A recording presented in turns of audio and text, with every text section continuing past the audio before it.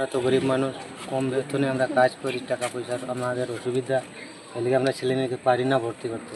এখন এসেছি ভর্তি করার জন্য, দেখি আমরা পারিনি প্রথম করতে।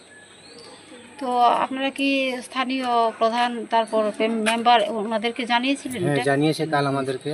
হ্যাঁ। এর লাগে আমরা ছেলে মেয়েটিরে নিয়ে এসেছি ভর্তি করার লাগে। আচ্ছা, তো আজকে কার উদ্যোগে আসলেন, মানে কে আপনাদেরকে নিয়ে এসেছে? আমাদের স্যার আসেছে, হ্যাঁ। আমাদের বড় স্যার আসেছে। বড় স্যারের নাম কি? বড় স্যারের নাম কি? হ্যাঁ, প্রীতম পাত্র। আমাদের শৈলেন্দ্রনাথ বড় স্যার, আমাদের হ্যাঁ।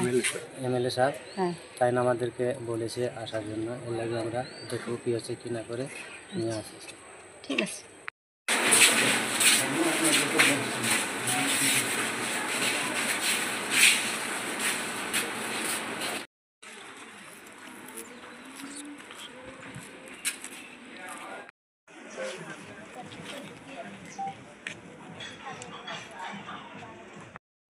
আজকে ডেপুটেশনের মূল কারণ কী ছিল? আজকে এখানকার যে লোকাল এমএলএ আছেন তিনি এসছেন, আমাদের এখানে কিছু স্টুডেন্ট নাকি তারা অ্যাডমিশন নিতে পারেনি বিদেশ স্কুলের ফিস দেওয়ার জন্য। তো সেই ব্যাপারে তিনি একটা ডেপুটেশন দিয়েছেন, লিখিত আমাদেরকে দিয়েছেন, তাদেরকে অ্যাডমিশন করানো হয় সেই বিষয়টা।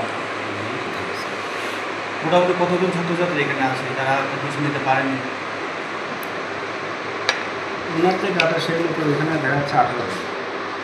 যেহেতু ম্যাক্সিমামই দেখা যাচ্ছে এই স্কুলে আসে, এই স্কুলে পড়াশোনা করেছে, তারপর ভর্তি হতে পারেনি, তো সেই ব্যাপারটা আপনারা কীভাবে দেখছিলেন? আপনারা কি খোঁজ নিয়েছেন? না, আমাদের টিচার বাড়ি গেছে এবং আমরা ফোনে ওভার টেলিফোনে অনেকবার চেষ্টা করেছি যোগাযোগ করার জন্য, তো আমরা তাদেরকে সেভাবে পাই না। এবং আমরা অ্যাসেম্বলিতে অনেকবার বলেছি যে কোনো গার্জেনের বা কোনো স্টুডেন্টের যদি সমস্যা থাকে তারা এসে কিন্তু আমার সঙ্গে যোগাযোগ করে বা লিখিত অ্যাপ্লিকেশন করে, কিন্তু আমরা কয়েকটা অ্যাপ্লিকেশন পেয়েছি, যাদের অ্যাপ্লিকেশন তাদেরকে আমরা তখনই দেখতে পেরেছি, কিন্তু এইসব গার্জেন আমাদের সঙ্গে যোগাযোগই করে বা স্কুলে একবার আসে। স্যার, অভিযোগ রয়েছে ভর্তি হতে আসার পরেও এখানে ভর্তি করানো হয়নি, ভর্তির ডেট চলে গেছে, এমন অভিযোগ রয়েছে। না, সেটা এমন অভিযোগ নেই, সেটা এক্সাম যাবেই গত মাসে কিছু এসেছিল, তাদেরকে আমরা বলতে পারি তোমরা এতদিন করে এক্সাম শেষ হয়ে গেছে, হাফিয়ে এক্সাম চলে যাচ্ছে, তোমরা আসেনি করে সেটা বলতে পারি, সেটা তো তাদেরকে জানার দরকার। আজ যেমন আপনি বললেন সোমবার দিন থেকে ওরা যদি আর কি প্রক্রিয়া অনুযায়ী আসে আপনি ভর্তি নেবেন, সেই সময় বলেছিলেন। হ্যাঁ, নেবো আমরা, যেহেতু এমএলএ সাহেব বলেছেন তাদের তাদের কারণটা আমরা দেখবো, আমরা আপাতত অ্যাডমিশন নেব। এখন যদি তাদের সত্যি জেনুইন যদি হয় যে তারা সত্যি ইকোনমিক্যালি একেবারে ব্যাপারে যেতে পারছে না, আমরা ডাইরেক্টের সঙ্গে কথা বলবো, হায়ার সঙ্গে কথা বলবো, বলে কী করা যায় দেখবো। আর যদি সম্ভব হয় তাহলে যদি সবগুলো ব্যবস্থা হয়, আবার এমন অনেকগুলো আছে হয়তো দিতে পারবো, দুই ইস্তেফাতে দিয়েছে সেটা ডেপুটেশনটা দেওয়াতেই আপনি কথা বলবেন, তার আগে আপনি প্রয়োজন মনে করেন কথা বলার আপনার উদ্বোধন কর্তৃপক্ষের সাথে কথা বলা জরুরি মনে করেন তারা অ্যাডমিশন নিতে পারছে না? দেখুন, এটা বিষয়টা অ্যাকচুয়ালি তাদের তরফ থেকে, গার্জিয়ানের তরফ থেকে কোনো ধরনের আবেদন আসে না। তারা যে অ্যাডমিশনের জন্য মানে ফিজের জন্য অ্যাডমিশন হতে পারছে না, এই কথা তো কখনো কেউ বলেনি। দায়িত্ব আপনাদের ছিল, স্যার আপনি স্কুলের দায়িত্ব আমার যেমন দায়িত্ব, গার্জিয়ানের তরফ দায়িত্ব আছে। এমএলএ সাহেব যেমন আরও আগেও তিনি আসতে পারতেন, আমরা সেটাও তখন করতে পারতাম, বা গার্জিয়ানের তরফ থেকে যদি একবার আমাদেরকে বলা হতো যে এই কারণে আমার ছেলেরা করতে পারছে না, মেয়েটা করতে পারছে না, তখন আমরা করতাম। কিন্তু গার্জিয়ানের তরফ থেকে বা স্টুডেন্টের তরফ থেকে আমাদেরকে সেই ধরনের কোনো আবেদন,